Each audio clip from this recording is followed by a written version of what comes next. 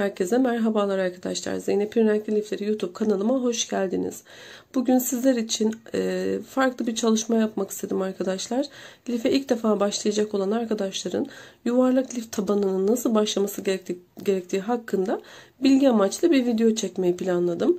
Umarım beğenir ve faydalanırsınız.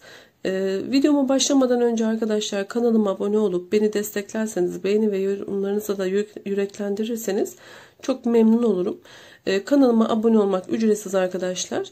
Bunu da hatırlattıktan sonra yuvarlak lif tabanı nasıl başlanır, nasıl artırım yapılır, nasıl dönülür, bu konu hakkında sizlere şöyle bir bilgi vereceğim arkadaşlar. Beraber başlayalım ve nasıl artırım yapıldığını, yuvarlak tabanın nasıl olduğunu birlikte öğrenelim. Lifi hiç öğrenmemiş, bilmeyen arkadaşlar için umarım faydalı bir anlatım olur. Birazcık da rahatsızım arkadaşlar. Sesimden ötürü özür diliyorum sizlerden. Dilerseniz hemen videomuza geçelim. Evet, bismillah diyelim ve hemen lifimizin başlangıcını yapalım.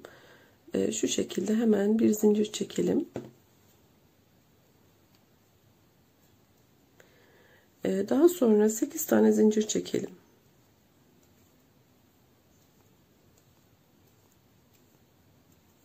Evet, yuvarlak lif tabanımızı oluşturacağız. İlk zincirimize batıyoruz ve şu şekilde kapatıp bir zincirle sabitliyoruz. Şu şekilde bir yuvarlak elde ediyoruz. Şimdi bunun içine fıstık yapacağız.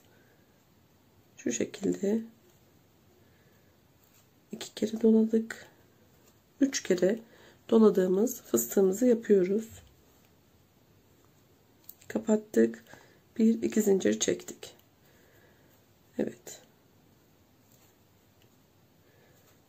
Yine içine fıstık dolduruyoruz. Kapattık. Arada 2 zincir.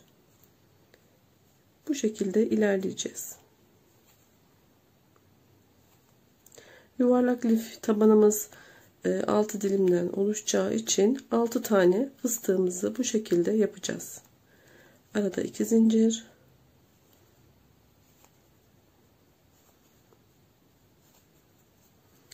Bu şekilde 1 2 4 oldu arkadaşlar. Hemen şöyle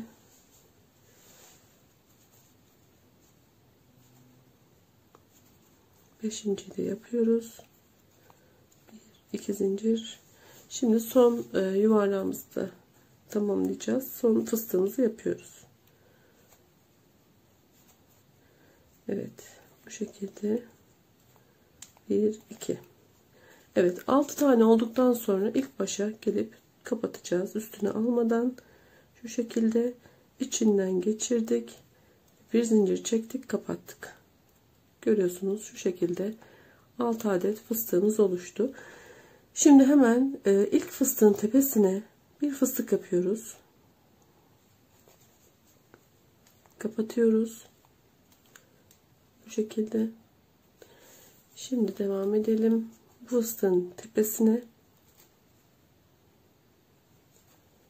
bir fıstık, dibine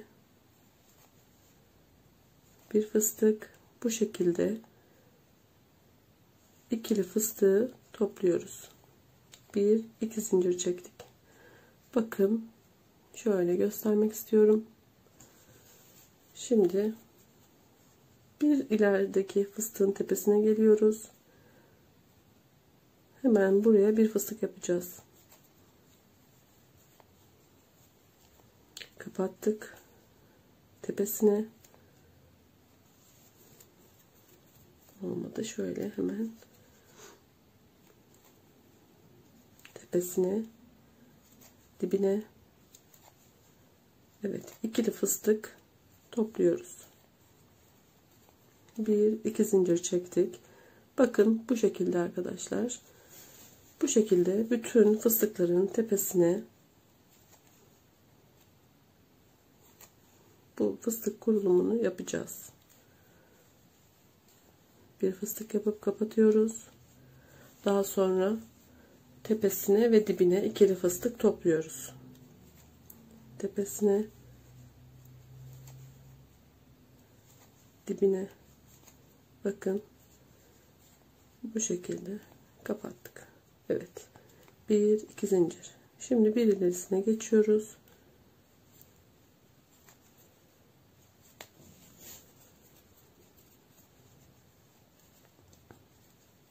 Kapattık. Tepesine, dibine ve ikisini beraber topladık. 1-2 zincir çektik. İlk defa başlayan arkadaşlar için daha önceden lif nasıl örülür adlı bir videom da var kanalımda. Fıstık çekimini, kare lif başlangıcını da anlattım.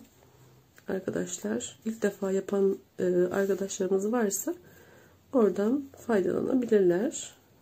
O videomdan da.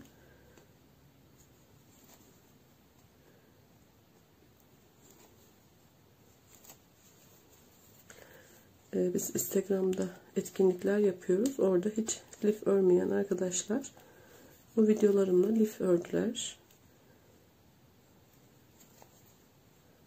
Bu da beni mutlu ediyor açıkçası.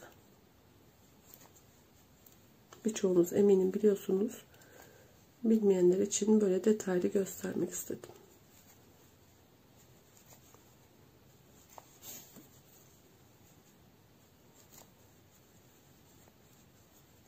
Evet, 1-2 zincir çektik. Bakın 1 2 3 4 5 6 tane oldu.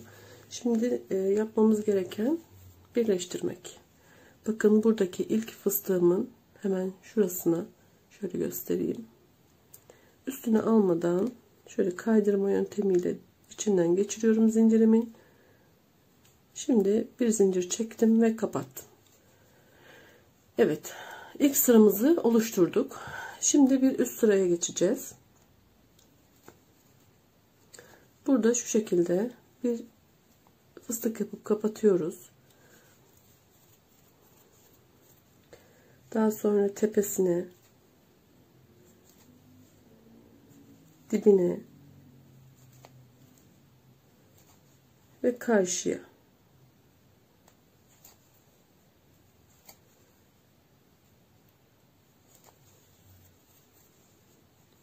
Üçünü tek seferde topluyoruz. Bakın bu şekilde.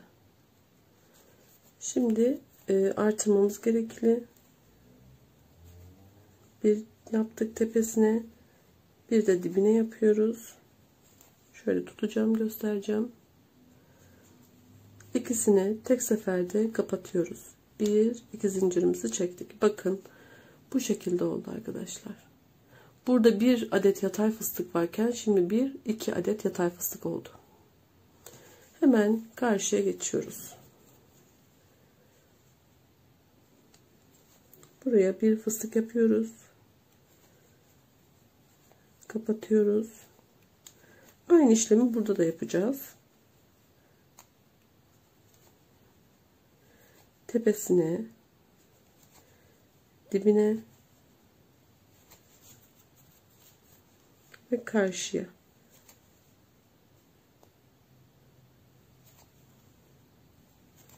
Şimdi üçünü tek seferde toplayacağız. Bu şekilde. Şimdi artırmamızı yapmamız gerekiyor. İkinci yatay fıstığımızın oluşması için bir fıstık tepesine, bir fıstık da buraya dibine. Şöyle göstereyim. Şimdi ikisini toplayacağız.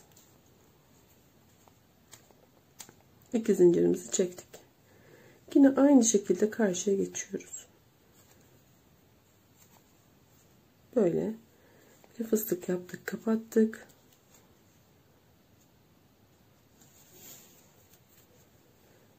Tepesine,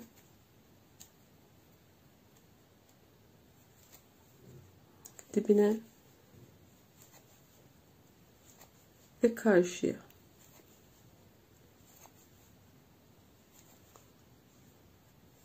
Şu olmadı, bir daha yapalım. Evet. Üçünü tek seferde topluyoruz. Bakın. Üçüncü dilimimizin de yeri oluşuyor. Şimdi yine tepesine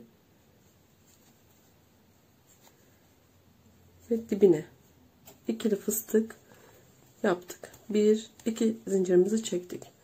Evet arkadaşlar, bu sıramız bu şekilde devam edecek. Karşıya geçişimizde bir fıstık yapıp kapatıp tepesine, dibine, karşıya yapacağız. Daha sonra tepesine ve dibine yaparak 2 adet yatay fıstık olacak şekilde bu sıra başına kadar gelelim. Siz de gelin, ben de geleyim. Bir üst sıraya geçmeyi de göstereyim. Evet, bakın arkadaşlar, sıra sonuna kadar geldik. Şimdi burayı nasıl kapatacağımızı da göstermek istiyorum sizlere. Bakın, şuraya geliyoruz, batıyoruz, üstüne almadan içinden kaydırarak bu şekilde çıktık ve bir zincir çekip kapattık. Şimdi dilerseniz 3 adet yatay fıstığı artırmayı da göstereyim. Bir üst sırada nasıl yapacağımızı. Bir fıstık yapıyoruz, kapatıyoruz. Bu şekilde. Şimdi yine tepesine, dibine ve karşıya bu şekilde üçlü fıstık toplayacağız arkadaşlar. Evet, bakın şöyle. Şimdi devam edeceğiz. Yine tepesine, dibine ve karşıya.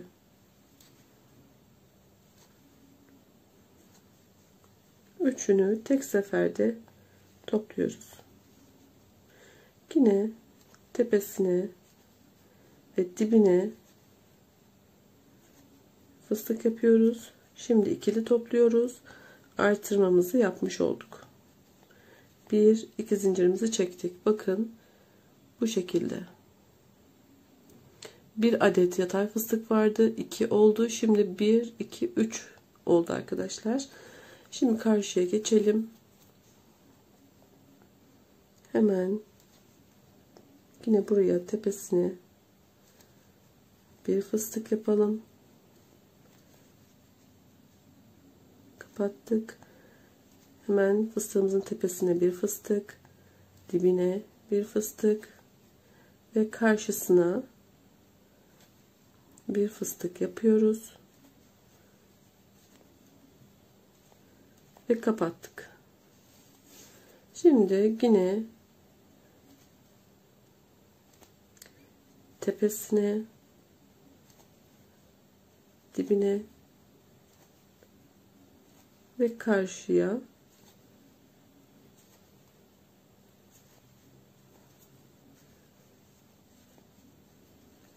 üç fıstık yaptık ve tek seferde topladık. Şimdi artırmamızı yapmalıyız. Evet, bu şekilde tepesine ve dibine fıstığımızı yapıyoruz. 2 zincirimizi çektik ve 3 adet yatay fıstığa ulaştık. Evet, tabanımız bu şekilde. Artırmalarımızı yapıyoruz. Nasıl yapmamız gerektiğini her sırada göstermiş oldum. Bir üst sıraya çıktığımızda yine burada kapatacağız. Bir fıstık yapıp kapatıp tepesine, dibine ve karşıya şeklinde ilerleyip sıra sonunda yine artırım yaparak bir üst sırada 4 yatay fıstığa geçireceğiz ve bu şekilde döne döne bir zemin elde edeceğiz arkadaşlar. Genelde 8-7 ideal oluyor. Büyüklüğü hani size kalmış. Daha sonra üstüne çeşitli çiçeklerle, kenar oyalarıyla değişik lifler yapabilirsiniz. Bu şekilde anlatmak istedim. Umarım faydalı bir video olmuştur. Yuvarlak zemin tabanımız bu şekilde hazırlanıyor. Bu şekilde artırım yaparak zemin büyütülüyor arkadaşlar. Beni izlediğiniz için çok teşekkür ediyorum. Kanalıma abone değilseniz abone olarak beni desteklerseniz çok memnun olurum. Sağlıkla kalın, hoşça kalın.